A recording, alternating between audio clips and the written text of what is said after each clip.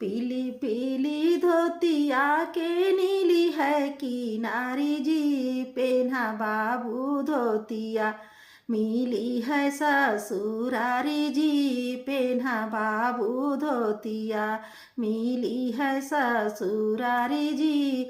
धोतिया ना पेन्ह दुल्हा पूछ धोती का दाम जी, ई है दुल्हवा गुंडा मंडप से निकालो जी, गुंडा है दूल्हे साले मंडप से भगाओ जी।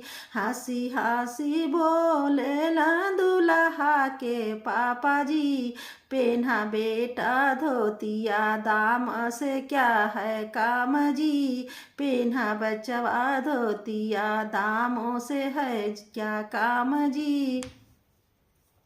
पंडित हाली करो मंडप खाली करो, मेरी बन्नी को गर्मी सताती है जी।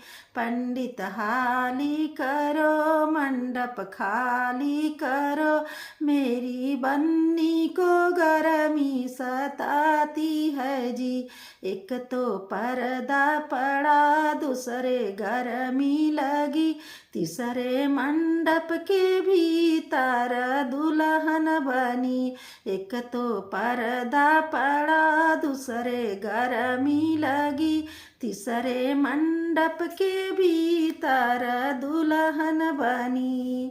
केथू की चुनरिया केथू की रुमालिया कवन समाधि, केथू का चुनरिया है केथू की रुमालिया कवन समाधि, हे घुमावेला भवरिया कवन समाधि, हे घुमावेला भवरिया कवन समाधि।